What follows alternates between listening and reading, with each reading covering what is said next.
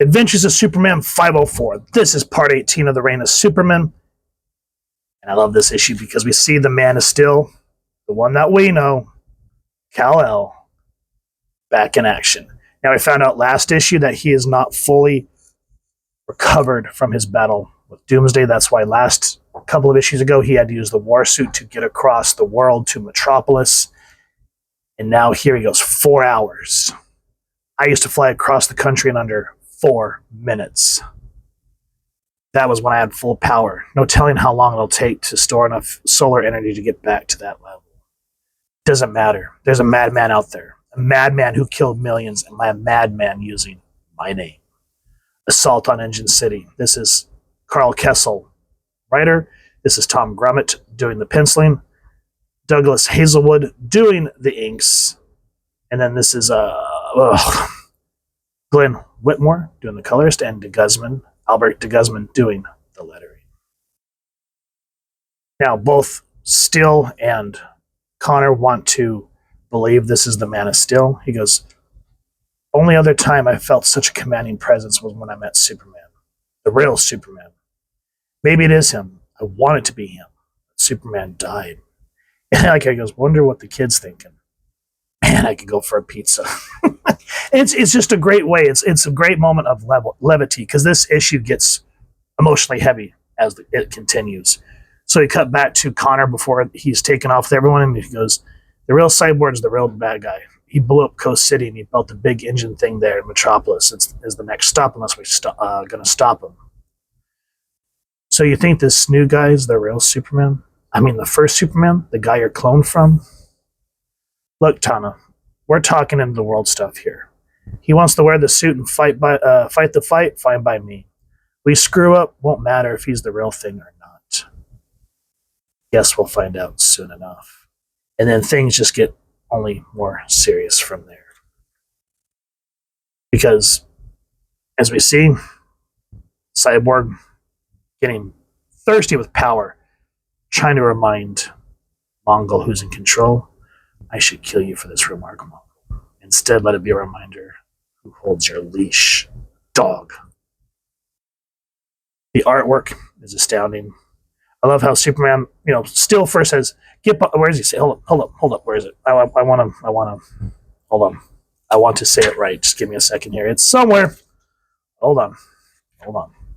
I can't find it. We will continue, but there's a great little moment where, here, when they're being assaulted upon it, he goes, you all right? Yeah, it'll take more than one blast to hurt this Man of Steel. 2 at least. I like your attitude, but would you mind if I just called you Still? So essentially, if you want to get technical, this is the first time where Superman named John Henry Irons Still. At that point, he'd been going by Man of Steel, but here's where Superman gave him his official super title. And then again, we see the youthfulness of Connor. He goes, this is a full frontal assault. That's totally psycho, man. I like it. Of course, I like it better if we were talking about Michelle Pfeiffer. Joke all you want, son, as long as you deliver when it counts. Still take point. So you just see how this little super army just formed really quickly, and it's just a great little moment. And again, seeing how bad Soup's hurt, he goes, I know the odds were up against us. I may die here, but I'm not committing suicide. Some people say I'm the world's biggest Boy Scout. Well, the Scout's motto? Always be prepared. So I like how when they brought Superman back, they didn't bring him back full power and ready to kick ass and all that. He came ready to kick ass, but not as the full Man of Steel as everyone knows. And I just love how he kind of pokes at what Batman always called him. It's a great little moment. And then we come to the rocket that is supposed to be launched at Metropolis. And this is where we really see Superboy grow up.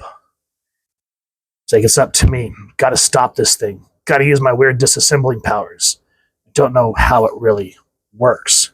But too much is at stake. Got to do it. Gotta. He's able to use his TK powers as they're coming to call, and he goes, crowd goes wild. 1 globe down, a couple hundred more to go. Because he's trying to individually diffuse all the globes that come out of the silo. If you remember how Coast City was annihilated. And he is doing everything that he can. And what really hit me the hardest is when it starts to land in Metropolis and Tana's doing the reporting. Connor says, gotta change its course, lift it or something. Now this is a job for Superman. Time to earn your name, kid. And while he's doing this, he doesn't have a cocky look like when he says, oh yeah, we can talk about Michelle Pfeiffer or don't call me Superboy. You can see that he's actually scared.